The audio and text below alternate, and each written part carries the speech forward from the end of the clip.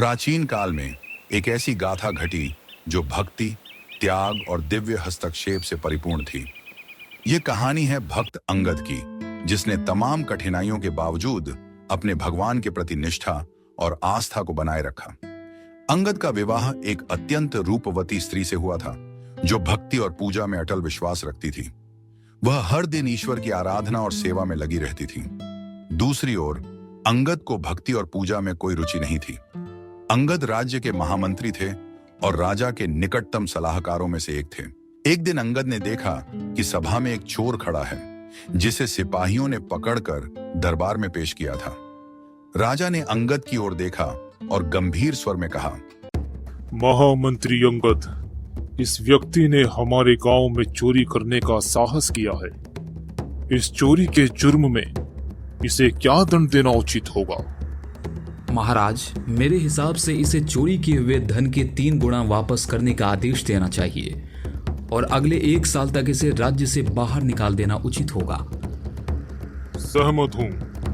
इस पापी को चोरी किए हुए धन के 3 गुना वापस करना होगा और अगले 1 साल तक इसे राज्य से बाहर निकालने का आदेश देता हूँ। उस दिन अंगद जब घर आता है तो देखता है कि उसकी पत्नी अपने गुरु के साथ कथा करवा रही है। यह सब देखकर अंगद क्रोध में आकर सबको बाहर निकालने लगता है। नहीं, आप ऐसा नहीं कर सकते। आप मुझे मत रोकिए। मेरे सबसे प्रिय गुरु घर आए हुए हैं। कृपया इनका अपमान मत कीजिए आप। नहीं, घर पर कोई कथा नहीं होगी। सब यहाँ से बाहर निकल जाएं। और फिर यह सब देखकर गुरु के साथ सभी लोग बाहर चले जाते हैं। यह सब देखकर अंगद की पत्नी को बहुत दुख होता है और वह कहती है, आज मैं प्रण लेती हूँ कि आज के बाद मैं आपसे अपने मन का त्याग करती हूँ। आपने मेरी सुंदरता देखकर मुझसे विवाह किया था ना, लेकिन आज से मैं आपको अपना ये मुखड़ा कभी नहीं दिखाऊंगी। और वह अपने पल्लू से मुखड़ा ढक लेती है और वहां से चली जाती है। यह देखकर और सुनकर अंगद को बहुत दुख होता है। महीने बीत गए। एक दिन एक दिव्य कृपा ने उसके मन को छू लिया। एक दिन वह घर से बाहर जा रहा था, बहुत हताश और निराश था। तभी उसने देखा कि एक गुरु कथा करवा रहे हैं।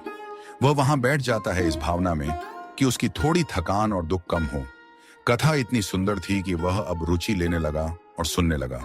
कथा के बाद अंगद गुरु के पास जाकर दंडवत प्रणाम करते हुए पूछता है, गुरुजी, आपकी इस कथा ने मुझे मेरे प्रभु जगन्नाथ जी के दर्शन करा दिए। आपकी अगली कथा कब और कहाँ होंगी? यह सब तो प्रभु की कृपा है जो आज तुम पर हुई है बेटा। अगली कथा कल दोपहर 12 बजे इसी गांव में होगी। इस प्रकार महीनों बीत गए। एक दिन की बात है, जब अंगद कथा सुनने गया, उसी दिन उसकी पत्नी भी वहां आई। अपने पति को देखकर वह आश्चर्यचकित हो गई और अपने मन में कहती है, हे प्रभु, जो मैं देख रही हूँ, क्या वो सच है या सपना? ये क्या हो गया? ये यहाँ क्या कर रहे हैं? और फिर वह कथा सुनने बैठ जाती है। कथा के बाद दोनों घर चले जाते हैं। अंगद की पत्नी घूंघट ऊपर करते हुए अपने पति से कहती हैं, मैं जान गई हूँ कि आप भगवान के भक्त हो गए हैं। आप कथा सुनते हैं, भगवान का भजन करते हैं। मैं अपना संकल्प तोड़ती हूँ। अब आप जितना चाहें उतना मेरा रूप देख सकते हैं। देवी, पहले मुझे लगता था कि तुमसे सुंदर कोई नहीं है, लेकिन अब लगता है कि जगन्नाथ जी से सुंदर कोई नहीं। अब मुझे तुम्हारे रूप की आसक्ति नहीं है। अब मैं इंतजार कर रहा हूँ कब पूरी जाऊंगा और जगन्नाथ जी को निहारूंगा, कब वो मेरा संकल्प पूर्ण होगा। और फिर दोनों एक साथ भजन करने लगते हैं। उसी समय राजा के सैनिक का बुलावा आता है। महामंत्री अंगद, महाराज जी का बुलावा आया है। जल्दी से प्रस्थान करें, एक युद्ध में जाना है। और अंगद चल पड़ते हैं। युद्ध होता है और वे युद्ध जीत जाते हैं। इसके बाद राजा अंगद जी से कहते हैं, महामंत्री अंगद, जाओ, सारा धन ले आओ इस राज्य से। ये सारा धन हमारा हुआ। हम युद्ध जीत गए हैं। और जब अंगद सैनिकों के साथ धन रख रहे होते हैं, तब उन्हें एक मणि दिखती है। उस मणि को देखते हुए उनके मन में एक भाव आता है और वह कहते हैं, अब मैं जगन्नाथ जाऊंगा। रोज सोचता हूं पहली बार देखूंगा तो कुछ देना चाहिए। राजा सारा धन ले जाए, लेकिन इस मणि को मैं ले जाऊंगा और जगन्नाथपुरी जाऊंगा, तब यह जगन्नाथ जी को दे दूंगा। और फिर अंगद ने धीरे से उस मणि को उठाकर अपनी पगड़ी में छिपा लिया। उसी दौरान कुछ सैनिक मणि को छिपाते हुए देख लेते हैं और कहते हैं, महामंत्री, आप क्या कर रहे हैं? महामंत्री होते हुए आप मणि चुरा रहे हैं, ये ठीक नहीं है। यह मैं अपने प्रयोग के लिए नहीं ले जा रहा, मैं जगन्नाथ जी को अर्पित करना चाहता हूँ। मेरा भाव है, और जब अर्पित हो जाएगी तो राजा को बता दूंगा। और फिर सैनिक राजा को इस घटना के बारे में बता देते हैं। जब राजा को पता चलता है तो वह अंगद से कहते हैं, वह मणि वापस कर दो, 2 दिनों की मोहलत देता हूँ। यह सब सुनकर अंगद डर जाते हैं और अपनी पत्नी से कहते हैं, राजा इस मणि को छीन लेगा, हमें आज ही रात जगन्नाथ जी की पूरी के लिए निकलना चाहिए।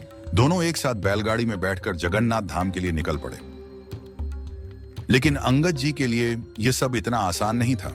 तुरंत राजा को खबर मिलती है कि अंगद जी पुरी के लिए निकल गए हैं। यह सुनकर राजा तुरंत अपने सैनिक भेज देता है और अंगद एक सरोवर के पास पकड़े जाते हैं। जाओ, मणि छीन कर उसका सिर धड़ से अलग कर दो। वे मणि आपके पास है, वे दे दीजिए, हम आपको कुछ नहीं करेंगे, और अगर नहीं देंगे तो हम आपका सिर धड़ से अलग कर देंगे। अंगद अपनी पगड़ी से मणि निकालते हुए कहते हैं, मैं मणि को आपको देने को तैयार हूं, लेकिन मेरी एक अंतिम इच्छा है, वो पूरी करवा दो। वे क्या है? यह जो सरोवर है, इस सरोवर में मैं स्नान करना चाहता हूँ। आज्ञा है, आप स्नान कर लीजिए। और फिर अंगद जी ने सरोवर में गोता लगाया और मणि को हाथ में लिया और कहा, हे जगन्नाथ, मैं आपके पास नहीं आ सकता, लेकिन आपकी भुजाएं बहुत विशाल है, आप तो मेरे पास आ सकते हैं। मैं आपके पास इस वस्तु को पहुंचा पाऊं या ना पहुंचा पाऊं, इस वस्तु को आप यहीं से स्वीकार करो। और मणि को उस सरोवर में प्रविष्ट करते हुए जगन्नाथ जी को समर्पित कर दिया। ये सब देखकर सैनिक जल में कूदकर मणि को खोजने लगे, लेकिन मणि नहीं मिली। फिर राजा ने पूरे तालाब को खाली करवा देने का आदेश दिया। पूरा तालाब खाली करवा देने के बावजूद भी मणि नहीं मिली। फिर राजा क्रोधित होकर मणि के बारे में पूछता है और अंगद जी को बहुत मारता है। इसके बाद अंगद जी कहते हैं, जिसकी थी उसी के पास चली गई। मैंने जगन्नाथ भगवान जी के लिए निकाली थी और मुझे पूरा विश्वास है वो उनके पास पहुंच चुकी है। आप मेरी बात पर विश्वास करो, मैंने जगन्नाथ जी को अर्पित की है और मुझे पूरा विश्वास है वो उनके पास पहुंच चुकी है। अंगद ऐसे नहीं मानेगा।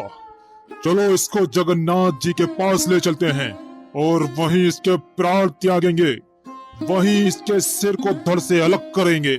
और वे सभी जगन्नाथपुरी के लिए निकल पड़े। वहां पहुंचते ही अंगद भक्त दंडवत प्रणाम करते हैं और देखते हैं कि मणि जगन्नाथ जी के गले में एक अद्वितीय और तीव्र रोशनी के साथ चमक रही है।